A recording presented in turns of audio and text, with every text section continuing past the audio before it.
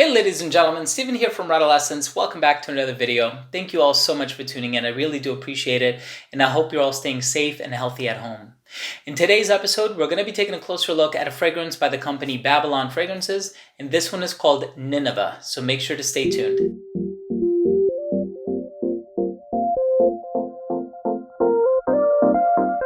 Now, before I begin the video, I do want to disclose that this product was sent to me for review by the company, but as always, all opinions will remain my own. And I also want to send an apology to the owner of this company / perfumer. If you are watching this video, I do want to apologize because this product was actually sent to me many months ago. I am just now getting around to shooting a video for it, so please accept my apologies in that regard. It's been quite hectic in my neck of the woods.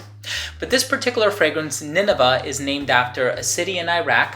This is a fruity floral fragrance, so it has notes of jasmine, kiwi, lychee, and white chocolate. It's a fairly simple note breakdown, and this company makes original creations, but then they also have clones or inspired expressions. I actually own a few from the company. They're pretty good quality, and this one in particular I was really fond of reviewing and covering on my channel because it is an original creation, and I always love to get my nose on something new and something that I haven't experienced before. Now, I'm really excited to tell you what I get from this particular fragrance. Let's go ahead and start things off with the presentation. So the box for this fragrance is very simple. It just says perfume extract here on the front. You have the logo of the company, and then you also have the silk ribbon on the bottom, which is tied into a bow when your fragrance arrives. When you open it up, you can see that there is a silk lining on the inside in which the bottle rests. And the bottle for this one is also fairly simple. It just has the name of the fragrance and the name of the company here on the front. Just says perfume extract towards the bottom, and this is a 50 ml size. Now, the cap for this one does not click into place, so please don't try to pick it up from the cap. And the distribution on the atomizer is super wide. Let's continue with the smell. Now, as soon as this fragrance opens up, what you're going to get mostly is a burst of fruits. And you're gonna get mostly the lychee that's in here. In terms of kiwi as a fruity ingredient, my only experience with kiwi has been in like a L'Eau de Say Pour Homme flanker, like a summer flanker by Issey Miyake. But even then, it doesn't really smell like a really natural and organic kiwi note, if that makes sense.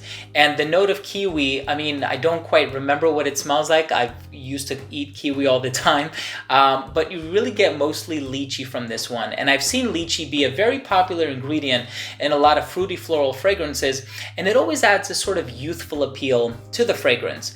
And lychee is an ingredient that I am familiar with in fragrances like Delina by Parfums de Marly. Of course, that fragrance is quite complex in the sense that it has the rose, the peony, the rhubarb, the citrus, the woods, the vanilla.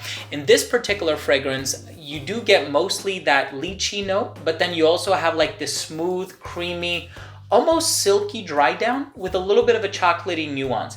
Now, in terms of the chocolate that's used in here, it's not overly strong. It's not breathtaking in the sense that it's like a full-blown gourmand or something like that. This is not a gourmand fragrance to my nose. This is a fruity floral fragrance and something that I can see a very playful, but also very confident young woman wearing. And I think this does lean a little bit feminine in that regard.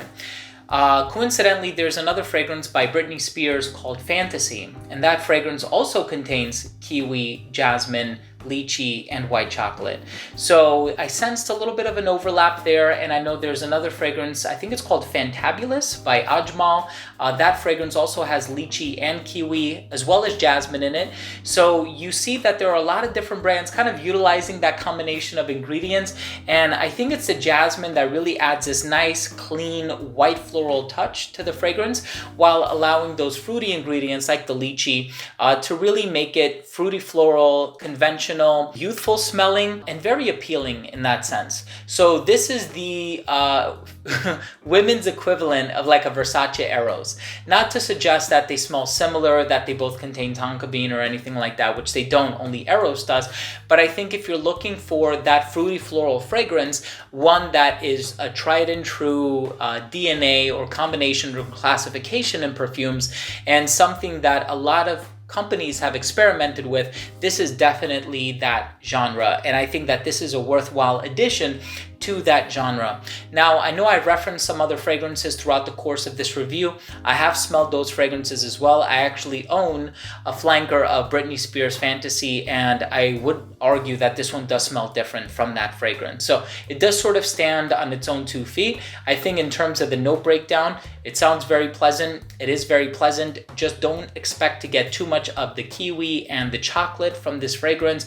While you do get that sweet undercurrent, I do think it's mostly about the lychee and the jasmine in the middle. I'm also glad that this fragrance isn't overly indolic in the sense that it doesn't smell barnyardy or animalic or anything like that. It's a very clean, youthful, and appealing smelling fruity floral fragrance that in my opinion leans feminine. Let's go ahead and finish things off with my overall assessment. First up, in terms of the uniqueness and the overall smell, while I do find this to be a unique fragrance in the sense that it doesn't smell exactly identical to any other fragrance that I've smelled out there, there are some aspects about it that I've experienced before on the market, but for what they're selling and the price that it's going for, especially if you can utilize a discount, I think you'll be getting a really nice quality fragrance for a really affordable price. And so I would recommend that you check this one out, especially if you're looking for a fragrance to purchase as a gift for a young female in your life. I think that this would be that type of a fragrance to experience. So it is a DNA that I've experienced before, but again, it doesn't smell identical to any other fragrance that I've tried out there. In terms of the overall smell, I do find this to be very pleasant. As a matter of fact, if I smelled this on somebody, I would be likely to compliment them because it's a very pleasant smell. In terms of the longevity on this one, I got about 5 to 6 hours on my skin, but it is a non-linear fragrance in the sense that that fruity introduction is long gone into like the 3rd or 4th hour on my skin. In terms of the projection, it was great for the first hour and a half, and then it was about that 3 to 3.5 hour mark that it really does start to sit closer to the skin, and then you kind of have to bury your nose into your skin in order to smell it. But if you're smelling this on a woman and it's like a close encounter scenario, then that might be the ideal time to wear it, right? So who knows?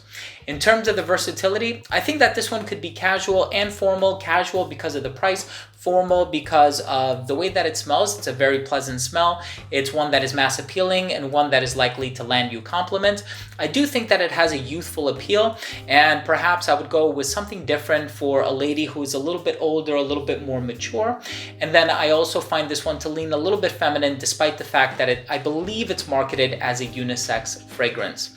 In terms of the presentation for this one, I really do like the box. I think the bottle itself is quite simple, but it actually does look nice if you have a few of them lined up next to one another, and I like the black look with the gold accents, but it is a fairly simple presentation. So my final verdict on this fragrance is, if you're in the market for a fruity floral fragrance that spotlights the note of lychee, you're looking for something that's not overly sweet, something that's very youthful smelling, and something that can be had at a very affordable price, I would highly recommend that you check out Nineveh by Babylon Fragrances. So there you have it, ladies and gentlemen. Thank you so much for tuning in. That was my review of Nineveh by Babylon Fragrances. If you owner have tried this fragrance or anything else by this company, I'd be curious to know what you think of it. Go ahead and leave a comment down below.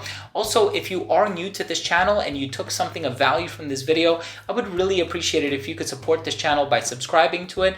It's easy and it's free. All you have to do is click that red button in the corner, and also please don't forget to click on the notification bell. This way, whenever I do upload future content, it will get delivered straight to your feed. You never need to worry about missing any of my future uploads. And of course, that includes fragrance reviews just like this, top 10 videos, giveaways, unboxings, special guests, interviews, and a whole lot more. Thanks again for watching. I love you all. We'll see you next time. Bye.